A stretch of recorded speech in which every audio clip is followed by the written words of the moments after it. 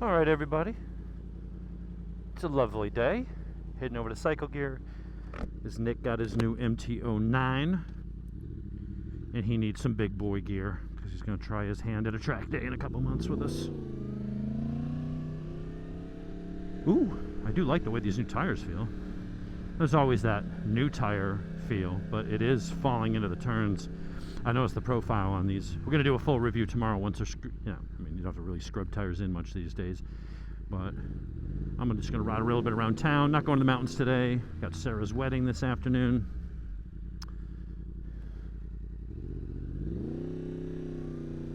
So we'll go and do that.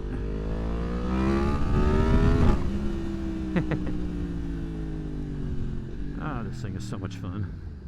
So we'll just play a little bit today. So today's topic of discussion is going to be, and this came up because I've helped Nick and also Jonathan, and I'd like to think some others over the years, on how to pick a good bike for you. I think probably because I've owned every bike on the market at some point, or close to it. I mean, shit, between me and the wife, we're pushing 47 bikes now. So that's a lot of bikes in a short span of time. So the decision-making process, getting to ride them, tracking a bunch of them, gotten a pretty good feel for what's good and what's not. But then there's a lot of things that are subjective that, are going to be down to the individual. So I'm gonna see if I can help. Some people with that. So the first thing you have to consider if you're going to get a bike is, and I'm talking bikes, not Can-Ams and whatever that Polaris thing is, the three-wheel things, which are more like three-wheeled cars. Nothing against them, just not part of this topic. I don't have any experience with them, so I wouldn't be able to give any advice.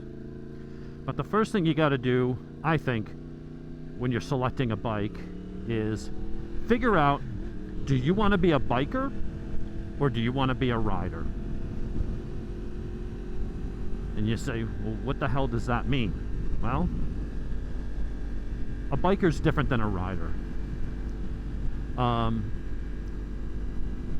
And how do I explain it? All right. I probably pissed some people off, but whatever. Right? Most Harley guys are bikers. They often refer to themselves as bikers. And for them, it's more about the lifestyle of, they do ride. Some ride more than others.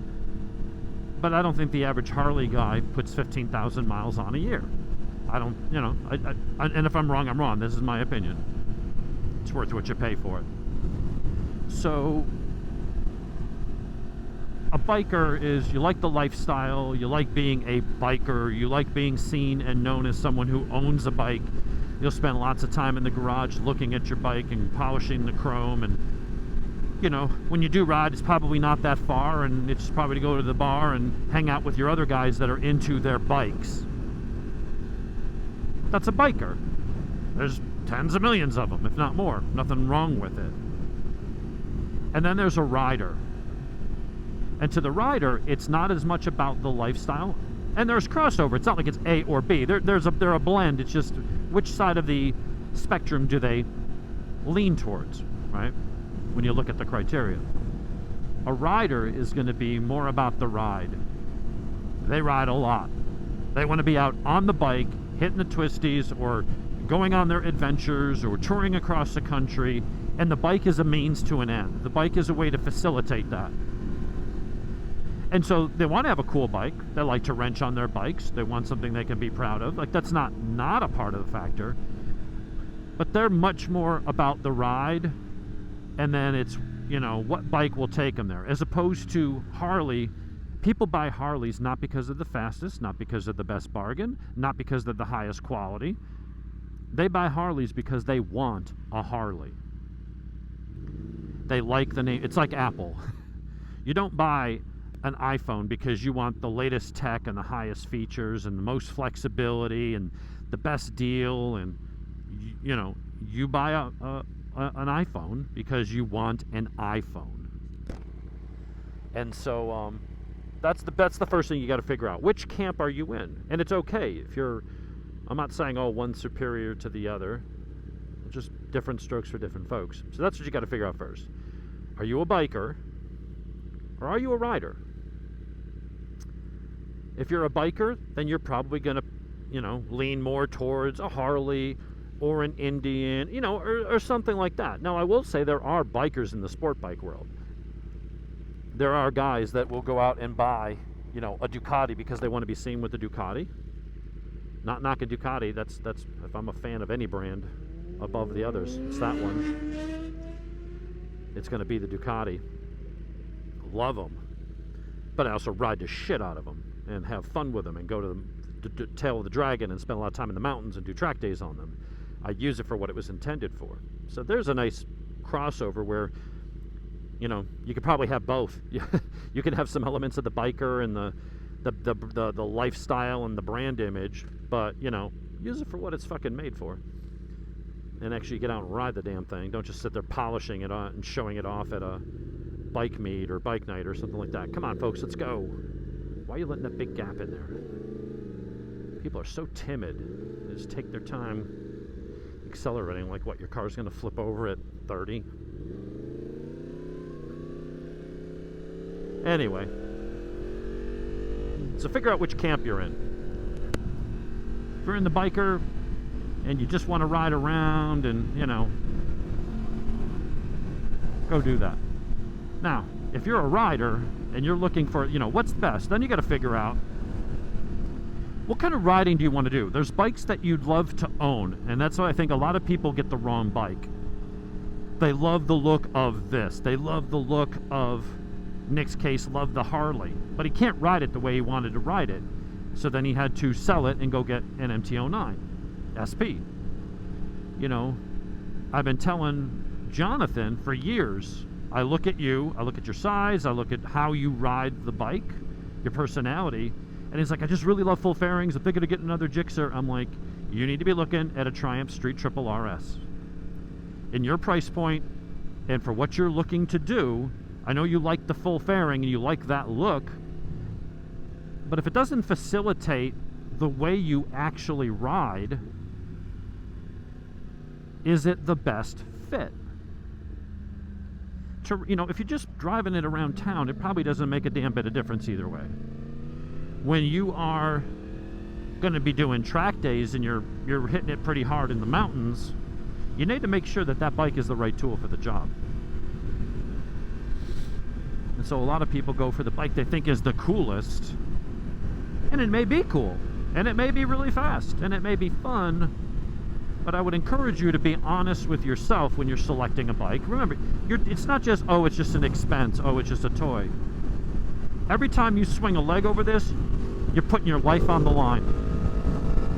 Yeah, people die in car accidents, but a relatively, what would be a 25-mile-an-hour fender bender on a bike can break your back, put you in a wheelchair for your life.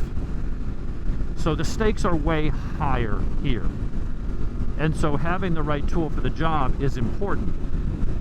The big heavy cruiser sounds good, and yeah, they're comfortable as fuck. But if you're going to try to ride it fast and have fun with your friends, if you live in Florida, it's one thing. If you live up in North Georgia or in the mountains, maybe you want the right tool for the job there. Because if you can't negotiate the turn and you go off the side of a mountain, you're having a bad day. I've owned a lot of bikes. I love the full fairings. I have a ZX14 with a full fairing. But I'm going to put the Busa and the ZX14 in its own category right now. That's a full fairing sport bike, but it's not like most other sport bikes. We'll explain why. So, figure out biker versus rider. And if you're a rider, what kind of riding are you really going to do? And when you buy a bike, I try to buy it for the 90-10 rule. You buy the bike that is the best fit, that excels at where you're going to spend 90% of your riding time. That can also do the other 10% you plan to do pretty well. Good enough. If you're going to do 1 or 2 track days a year, it doesn't make a lot of sense to buy an R1. It will be phenomenal on those 2 track days a year. And I say this as someone who's had an R1. and a Ducati 1198 Superbike, and a CBR 1000 RR, and other full-on sport bikes. They are tremendous when you do that track day. But you're compromised the rest of the time. When you're sitting in traffic, you're taking it to work, you're running out to the store with a backpack, you gotta head over to Cycle Gear. Can they do it? Yeah. People do it every day. But it's not really where the thing is happy, and it's certainly not comfortable for most people. I can ride whatever. I'm still at that, you know, even at pushing 51. For the most part, I can ride most bikes. Even the full-on sport bikes. I actually struggle with the full upright ergos. I need something either fully over, leaned over, or in the middle. If I'm sitting bolt upright, I have nothing but neck problems.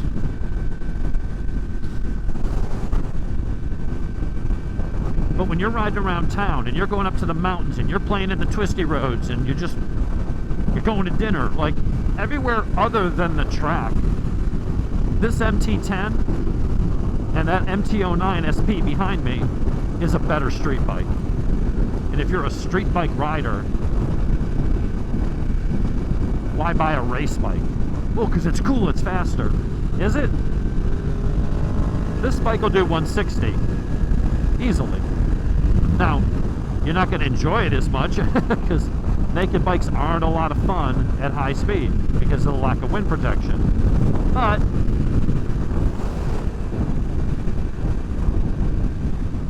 how often are you really going those kinds of speeds? And that's where you have to be honest with yourself. Yeah, my ZX14 will crack almost 200. If I was in a tight tuck on a long enough runway with no headwind, it's a 195 plus bike, miles an hour. Am I ever going to do that? Unlikely. Unless I go to one of those car and bike meets at an abandoned airstrip. There goes an MT-09. There's Nick having a little fun. So does it make sense to spend the extra money and put up with the day-to-day compromises on the street for a bike that's capable of performance that you will likely never even get to touch? Now some could say, well, you're never really going to find the ultimate performance envelope or the full potential of the MT-10. No, but it is a lot more accessible. It's way more comfortable. It's got gobs of torque and character, and it's still 150 horsepower at the wheel bike, and it'll still do stupid speeds. So, but I'm living in comfort every day. I can ride this, and I'm not having to keep moving my hands and relax my wrists and shift my weight around, and I'm like, ugh. And here's the thing, modern leader bikes have gotten so small, the wind protection on them is not that great anyway. My R1, I was getting blasted by the wind. Why? Because, yeah, it's a leader bike, but in an effort to make it excel on a racetrack, and you think about the average racer professionally, they're little guys. They're not 6'4" and pushing 250. So you get on an R1 or a ZX10, that is basically the same dimensions as a little 600. It just has a giant motor in it. That's where the ZX14 and the Boost are in a class of its own. They're bigger, they're heavier, they have wide fairings, tall windscreens. They are not 600s. You have all that massive power and torque for the speed you want, and yeah, there's a weight penalty to that extra size, but they just glide down the road. They're still good enough, you get the suspension dialed in to go to a track day or have fun in the corners. Yeah, they're nowhere near as nimble as the leader bike or the 600, but again, if you're doing 1 or 2 track days a year, who gives a shit? Day to day, that bike is soft, it's plush. It's comfortable, the wind deflection is great, it's smooth, it just purrs. And then you give it a handful of throttle and all hell breaks loose, and it's just stupid fast, so you still have that exhilaration. But R1s and stuff like that for the street, Gixxer 1000s, I'm like, doesn't make a lot of sense to me anymore. And that's where these naked bikes, I think that if you're really trying to figure out what kind of bike you want, what kind of riding are you gonna do? You definitely want a sport bike. But people, I think there's still this stigma with what they call standards or nakeds, that, oh, it's a watered down, it's diluted, you know, it doesn't have anywhere near the power of a sport bike. It's just, it's weak sauce. You know, it's a bike for wannabe sport bike riders that, you know, can't or are afraid to ride a sport bike. That used to be the case. Back in the old Honda 919 days, you had the Suzuki Bandits, and I'm not saying those weren't good bikes back in the day, but those bikes were a radical departure from the full-on sport bikes. They had nowhere near the power. They didn't have the brakes. They didn't have the suspension. They didn't have the chassis. They didn't have any of that stuff. It's a different world we live in. Now you got MT-09s, 10s, Street Triple Rs, RSs, Speed Triples, Tuonos, Super Duke 1290s. You've got the Z900 RS, or I'm sorry, the SE. MV Agusta Brutales, Ducati Street Fighters, Ducati Monsters. The naked sport bikes today aren't these entry-level beginner type bikes that you might remember from the 80s, 90s, and even early 2000s. It's a different ball game. You know, a lot of people were buying sport bikes, guys that are my age, and they're getting to a point where they're like, you know what? Hey, the performance now on leader bikes is just retarded. Fun, but retarded. But realistically, you can't really use those things on the street. That kind of power and speed becomes more of a hindrance and a liability than an asset.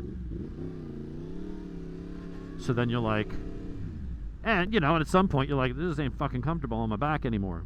Old, knees hurt, crashed a few times, I've got arthritis in my shoulder, you know, shit like that.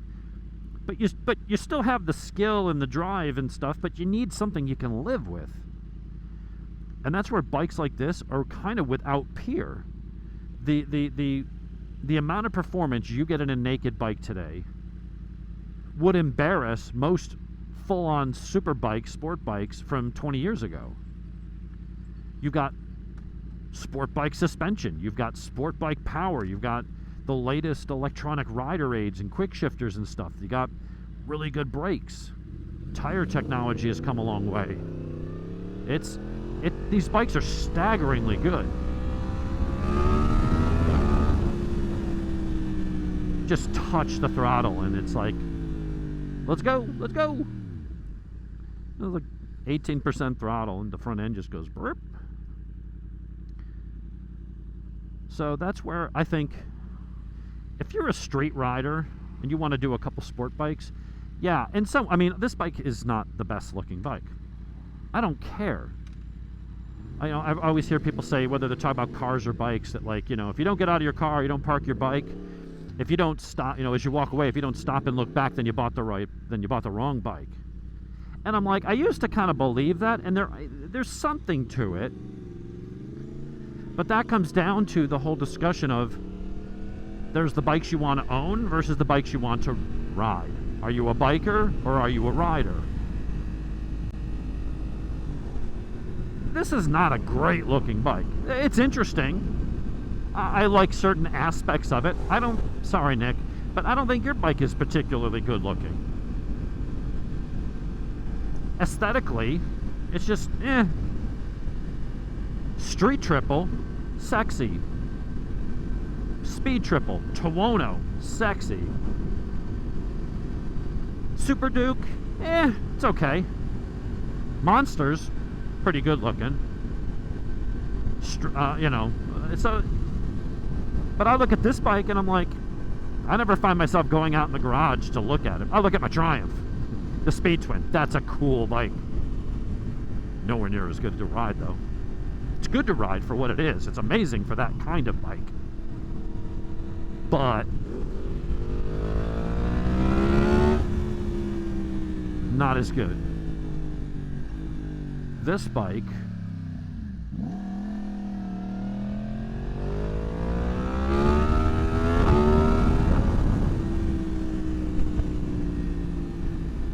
is a frickin' riot. And yeah, if we get out on the highway, yeah, an S1000RR or a Panigale V4, yeah, they're going to rape me in a straight line. But again, who cares? It's like I see all these guys in the Mustang groups that I'm a part of, and they're all about, Hey, there's a cool looking bike. Diavel. Lovely. And really fun to ride. See, there's a bike that gives you both. That is a comfortable bike that handles way better than you think it would. And it's sexy as fuck. But again, naked sport bike. Now that's towards the cruiser-ish end, but I tell you, that is a very deceptively quick bike. It's 160 something horsepower. It's got 96 foot-pounds of torque or some crazy shit. And the suspension and the tires are good. You don't have quite the lean angle of a full-on sport bike or even a monster or one of these, but a good rider on that will catch you out up in the mountains. Don't look at it and think, cruiser, only a straight line bike. You'd be making a mistake if the guy on it knows what he's doing. And that's the point. Everyone just looks at the full fairing and the crotch rocket and thinks it's the end-all be-all. And yeah, top-end speed. All right, we got to be careful here because those buzzards don't always fly the direction you think they will. Like that, right in front of me.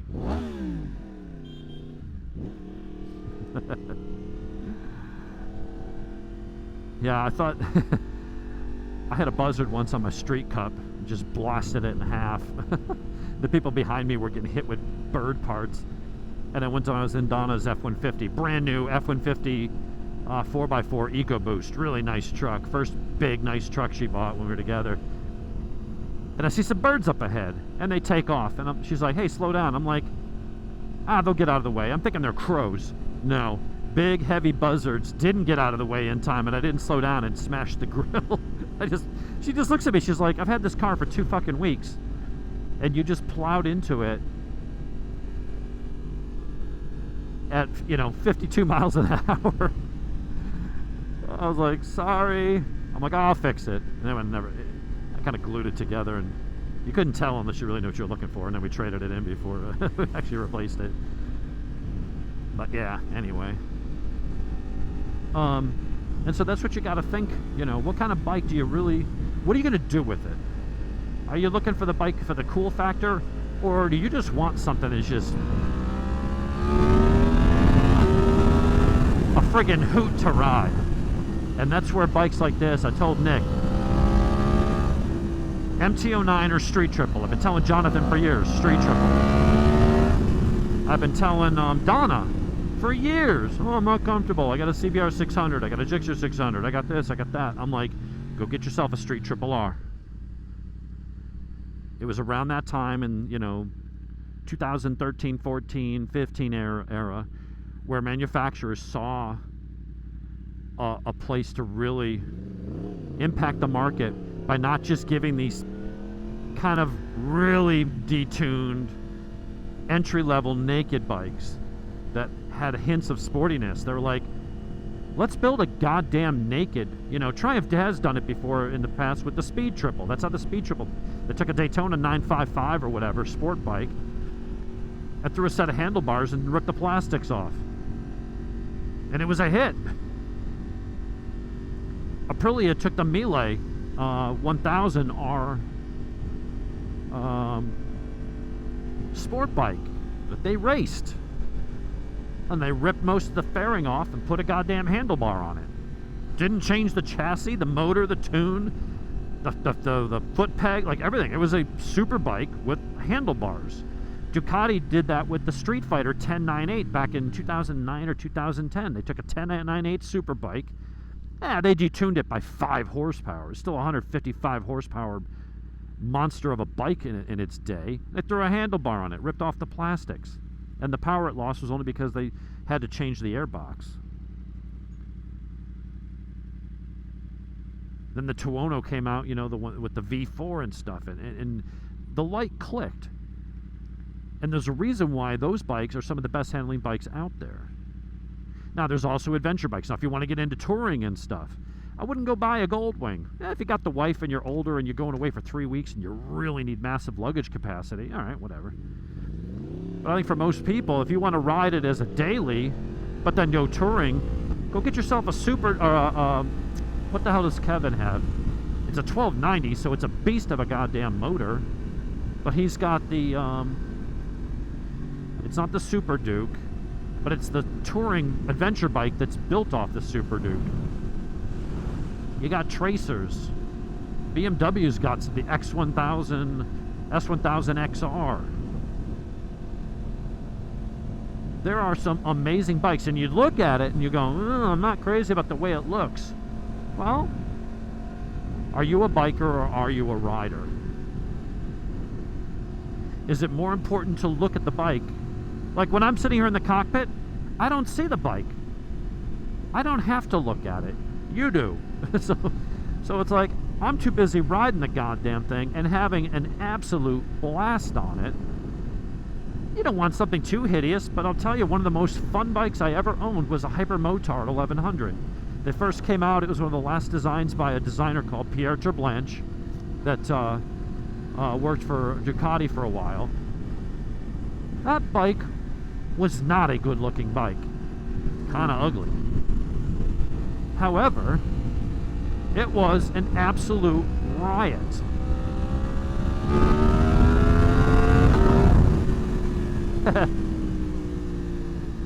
Absolute riot. As is this. And so, I didn't care. When you're in the saddle and you have the experience of what it is, I see the same thing with the Mustang guys. Oh, what can I change? They're doing all this just stapling plastic to it and just all this dumb cosmetic shit. Let's lower it, let's do that. Whatever. I don't give a fuck about show cars. There's nothing special about Mustangs. Everybody has one. Like literally, it is the world's #1 selling sports car. It's the F-150 of the sports car world globally. Nothing special about it. And so just stapling all kinds of plastic and dumb shit and giant hoods, whatever. It doesn't make it any nicer to drive. In fact, a lot of the mods people do with the lowering and this and that actually make it a worse handling car.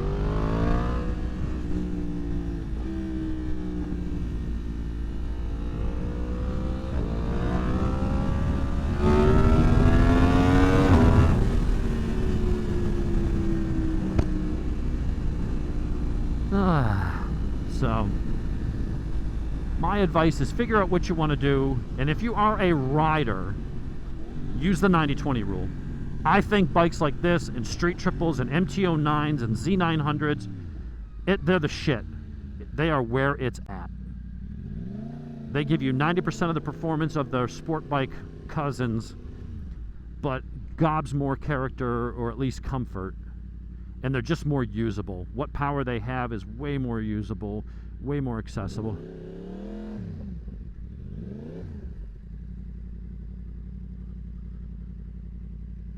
And I think bikes like these, for the average person, even the advanced rider, this is where it's at.